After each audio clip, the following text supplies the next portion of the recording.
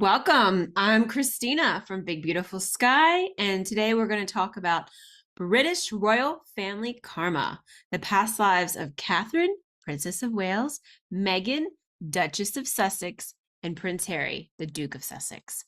So before we start, we need to correlate time periods. Looking at the current astrology, Pluto made its same trek from Capricorn into Aquarius during Henry VIII's infamous reign, just like it is now.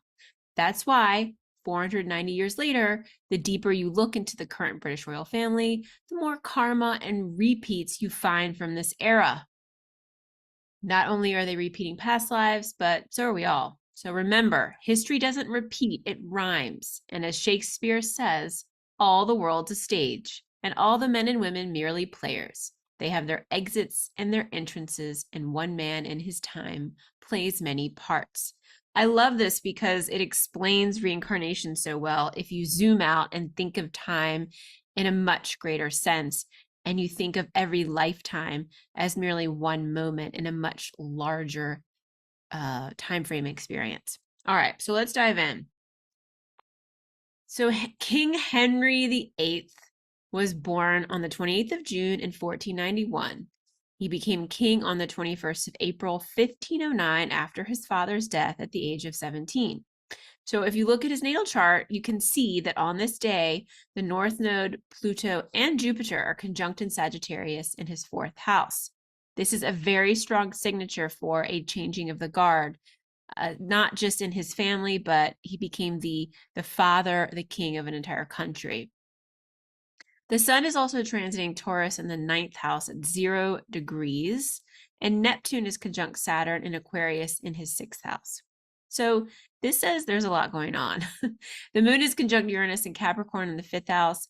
His natal Venus is also at 0 degrees of Gemini, conjunct his MC in the 10th house. So yes, he is known for having several wives and beheading them. Sometimes astrology is very literal, not in the sense that you could see in his signature that he was going to behead his wives, but with Venus conjunct his MC in Gemini, it means he prefers to have lots of romantic partners. Looking at this chart on this day, it was a big day for him. There was a lot going on. I'm not surprised he became king on this day. Now looking at the day Henry VIII became the head of the newly formed Church of England on the 3rd of November, 1534, we see a very clear astrological nod to present day. Henry married Catherine of Aragon, the Spanish princess, after his brother's death, but he fell in love with Anne Boleyn, left the Catholic Church, and created the Church of England to have his marriage annulled so he could remarry. If we look at the day he became the head of the Church of England, we see Neptune in Aries at 0 degrees. Now, this transit is fast approaching in 2025, 2026. Pluto is also conjunct his south node in Aquarius in the sixth house.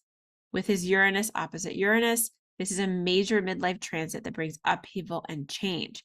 Saturn is also opposite Saturn. This is another midlife transit. So this new form of religion kicked off with Pluto newly in Aquarius and Neptune ingressed into Aries, a similar setup we have playing out. So there was a lot going on astrologically to support the creation of a new church, just in the collective energy, but also in his own chart. He was being forced to do something new. With Saturn opposing his Saturn, he probably felt very restricted. And then Uranus opposite Uranus, he exploded out of that box, i.e. the Catholic Church, remarried, and created a new life for not just himself, but the entire country. So looking at this chart, you can see that this indicates not only are we living through similar energy to the 1500s, but we are also seeing the same players in the royal family. They have come back to balance the karma. I suspect Catherine, the current Catherine, Princess of Wales, is the reincarnated Catherine of Aragon. Catherine, aka Kate Middleton, was admitted to the London clinic on Tuesday, January 16, 2024, for major abdominal surgery, claimed to be a planned procedure. Scheduled dates were canceled, but she won't make an appearance until after Easter. Looking at Kate's chart on this day, Uranus is conjunct Chiron in the 10th house of her career.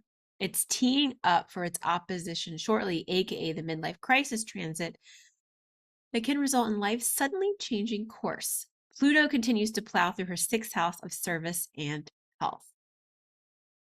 In evolutionary astrology, Uranus holds the memories of this life and past lives and the information of our future. Chiron holds our wounds. Uranus here is more of a sudden issue, not a planned procedure. With Uranus hitting Chiron, this says past life trauma. As the reincarnated first wife of Henry VIII, she suffered a series of miscarriages and whose failure to produce a son became her ultimate downfall. The loss of her children, the annulment of her marriage, and her removal from court as queen would weigh heavy on Catherine's soul, both of their souls. So looking at Catherine of Aragon's chart on the day her marriage to Henry VIII was annulled, you can see shadows and reflections of Kate. Both have Capricorn suns with Pluto in Libra, Uranus and Neptune in Sagittarius, and Venus in Aquarius. That's a lot of similarities. Now, when Catherine's marriage was annulled, Pluto conjuncted her Venus in Aquarius at 4 degrees, and Uranus and Saturn were also conjunct her MC in Cancer. That is a big day. So with that in mind, watch what happens as Pluto inches closer to 4 to 6 degrees Aquarius. This is going to happen in May and June of 2026. One queen lost her crown, might another gain one. With Uranus inching closer to the midlife opposition transit in 2025 of Kate's chart, look forward to major disruptions in the royal family's line of succession. We may not see a Kate and William coronation in 2025, but mark your calendars for the official ceremony in 2026. With King Charles now sick with cancer, we might hear rumblings of an abdication in 2025 and a coronation ceremony in 2026. So a further look at Kate's chart shows some major nodal activations during the year that Meghan and Harry married and conceived. Kate experienced a nodal return, which in evolutionary astrology means that the lessons from the past were being lived, experienced, and transmuted in the present. It's almost like Harry and Meghan's relationship activated Kate's past life karma. It set up a karma cascade. So if Kate wants to fulfill her destiny as queen, she has to make it through this old energy. Another indicator is Kate's chart on the 8th of January 2020, when Harry and Meghan announced they would be stepping back from royal duties. While the conflicts between Harry and Meghan, Will and Kate had been ongoing, we can clearly see on this date that Kate has transiting Pluto conjunct transiting Saturn and Capricorn conjunct her south node. With her natal sun so close to her natal south node and Pluto and Saturn here, this clearly says she is repeating the past. Like Anne Boleyn and Henry VIII, Kate is dealing with a couple who just refuses to follow the rules, bringing difficulties, stress, and complications into her life. Oh, the family karma and drama. Since Kate is clearly reliving this experience, it would have felt extra heavy and unsettling. My heart goes out to Kate because past life trauma is never easy to work through, as your mental health issues can often not be explained by modern health professionals. So now let's talk about Prince Harry and Meghan Markle, who I consider blasts from the past. Prince Harry, Duke of Sussex, was born Henry Charles Albert David. Like Henry VIII, Harry is a champion of sport and the founder of the Invictus Games. Like Harry at 12, Henry VIII's mother died when he was 11. Like Henry VIII, Harry is over 6 feet tall, a redhead with a matching beard, and he even married with a beard. Henry VIII, the second son, was also second in line to the throne, another spare, but his brother Arthur, Prince of Wales, who was originally married to Catherine of Aragon, died at the age of 15 on the 2nd of April, 1502, a few months after he married Catherine from sweating sickness. The current William, Prince of Wales, is actually named William Arthur Philip Louis. So there's a lot of similar names in the current British royal family. Henry VIII married his sister-in-law after the death of his brother, as the marriage was apparently never consummated. Henry VIII was king for 38 years, during which he was married 6 times, beheaded 2 wives, and left the Catholic Church to form the Church of England. Henry changed the royal family forever by removing the crown from the Catholic Church. Harry was 38 when his book, An Attempt to Dethrone the Entire Monarchy, was released. It also changed the way we see the British royal family forever. So their link to Windsor. Now, this is very intriguing. Harry married Meghan Markle on the 19th of May, 2018 in Windsor at St. George's Chapel, on the same exact day that Anne Boleyn was beheaded in 1536. Now, Windsor Castle was one of Henry VIII's most important residences. The principal entrance archway bears his name. Henry was frequently at Windsor and enjoyed hunting in the surrounding forests. His first wife, Catherine of Aragon, was also confined to Windsor while her husband was involved in negotiations leading to their divorce.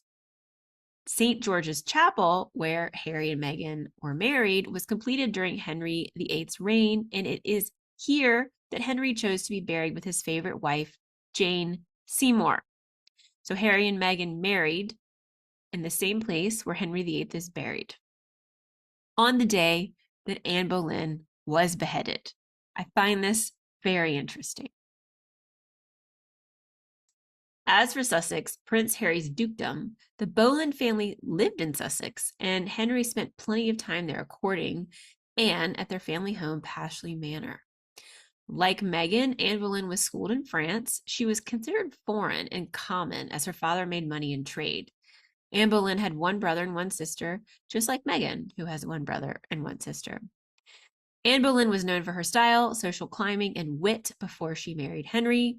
Meghan, an actress before her marriage to Harry, was on a hit TV show and founded a fashion and lifestyle blog. Like Meghan, Anne had black hair and eyes and named her only daughter Elizabeth, who would later become queen. Meghan and Harry have Lilibet, a daughter named after Queen Elizabeth II's childhood nickname. And like Catherine of Aragon and Anne Boleyn, Catherine, Princess of Wales, and the current Meghan, Duchess of Sussex, don't seem to like each other. They are enemies again. Like Anne Boleyn, Meghan is blamed for her husband's rash and irrational behavior and the main reason for leaving the royal family. Meanwhile, Catherine is praised for her perfect royal performance, holding her head high despite the unbearing weight, just like Catherine of Aragon. Heavy is the head who wears the crown. So, if you didn't believe in past lives, karma, or reincarnation, I hope you do now, and you have a very good understanding of how astrology can show you who you were in a past life. If you want to find out more, head to bigbeautifulsky.com.